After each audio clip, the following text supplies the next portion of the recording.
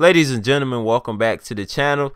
I've been playing 2K for a while, so I think it's time for me to give you one of my famous, yes I did say famous, in-depth breakdowns of the game. Now we're going to start off with my first impressions of this game.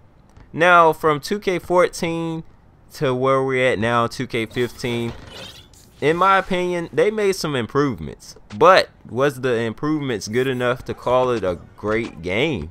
No, it wasn't, because over my time that I've spent, which has been over a month, way over a month, being spent on this game, and I decided not to, a lot of people will do this thing where they'll make a video and say my first impressions and then they'll make a review video like 2 or 3 days later. No, I want that full in-depth video to come out for you guys. And to me, this game is pretty good, but is it a way better product? No, not in my opinion. That's going to move on to the servers. Now, I'm not going to talk about this very long because the servers, we all know, is trash. They're just trash. They are trash. There's no way of getting around it.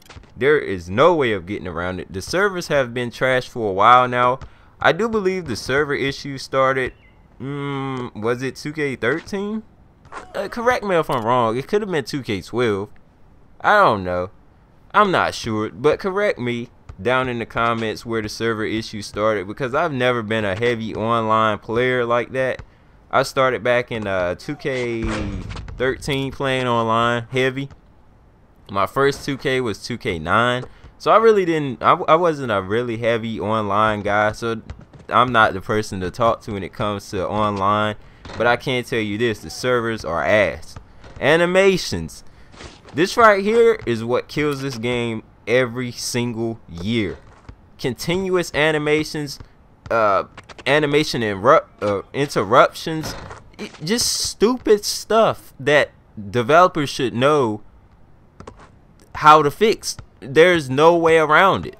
When you go up for a layup and your person falls on the ground and then he takes his time to get up and then he goes into this walking animation where he wants to complain about getting hit because he thought it was a foul, or you get dunked on and then he gets up and he's dancing all around like he's all shook up and stuff, and you can't get back on defense, and it's just stupid stuff that just doesn't make sense. There's no reason. I know they want to make it look good, but there's a difference when trying to make it look good and actually interrupting the experience. You know what I mean?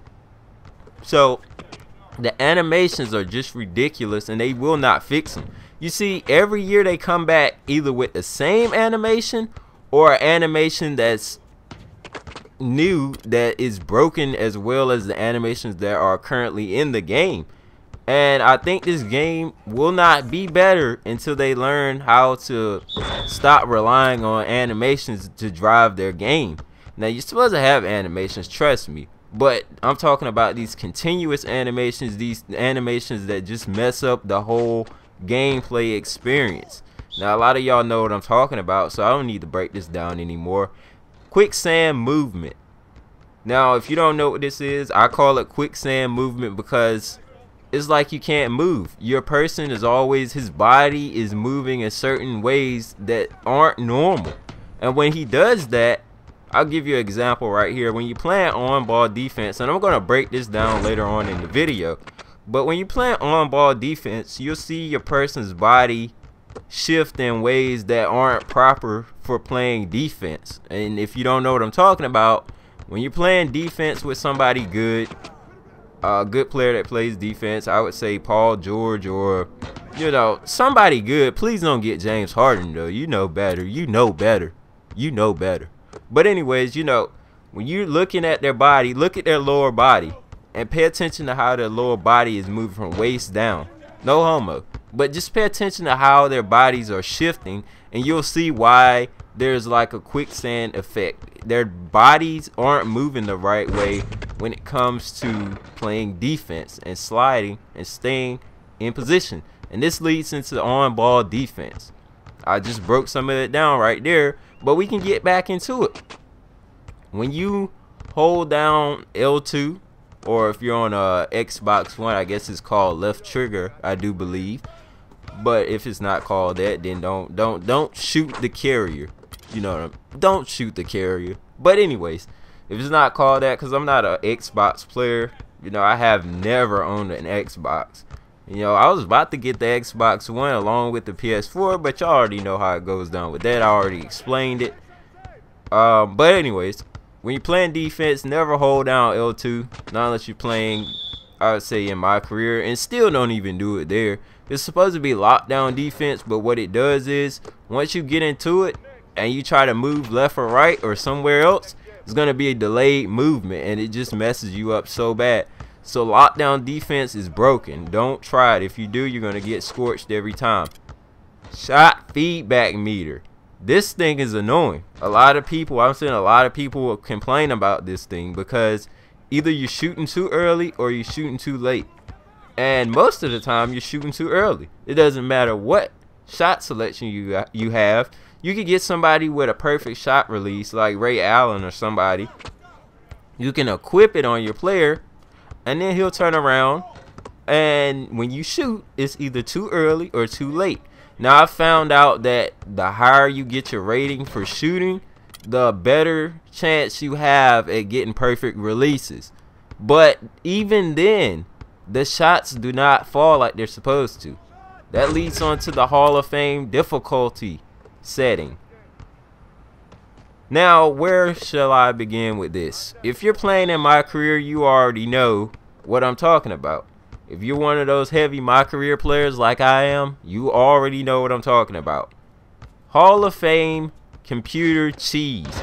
They shoot threes and make them 99.9% of the time. For some reason or another, every time that shot clock goes down, everybody likes to call it shot clock cheese. Every time that shot clock starts going down, somehow, some way, they're always open for a three, or open for an easy layup, or open for an easy mid-range jumper. It doesn't matter. They're always open. Now let's talk about the accessories. I do not know where to begin with this. I really want to see them improve the accessories because I took some time out the other day while I was chilling in the rec center. Well, actually, I was at the stage. I took a little while to check out the shoes, and I looked at them, and all of them look plastic and fake. And I'm not saying this to bash the game. I'm just saying even the Jordans didn't even look right. You know, and I'm going to compare it to NBA Live because this is something you can compare to NBA Live. I'm not comparing gameplay, I'm not comparing animations. I'm strictly comparing the fact that the shoes don't look right. Ball morphing. You're going to see a good example of this in a few seconds. This is more like past trajectory messing up, but it's still ball morphing in this game. Now, the other day, someone made a video, and check that out, and I'm gonna run it back slow for you, but someone made a video showing where their person was clearly in the right to get the ball, but it seems as though the ball suction is back for people that's rebounding on the AI, the computers team. So it's still there. Let's talk about the park real quick. Do I feel like the park actually is a lot better than last year? Yes, I do. It's 10 times better than last year.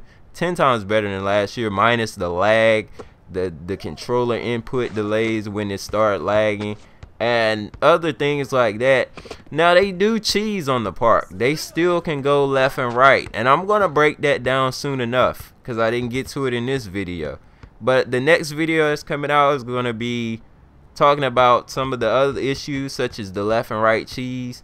And I'm going to talk about, is this game worth buying this year? If you're one of those people that's looking to buy this during the holiday or for Christmas, you know. So I'm going to break this down. I'm going to give you my real in-depth insight review on it. And this is going to be all my opinion. It doesn't have to be what makes you want to buy this game or not buy this game. So don't take my opinion to heart, because I know a lot of people will do that, and then they'll come back, oh, you said this game was good and I bought it and it sucks. Look, if you could deal with the animation bullshit in this game and the Hall of Fame cheese, then go ahead and buy this game. If you know you're gonna rage and you're not gonna feel like that you spent, your money and made the right decision in picking up this game, then I advise you not to pick up this game if you're gonna rage based off what you've seen.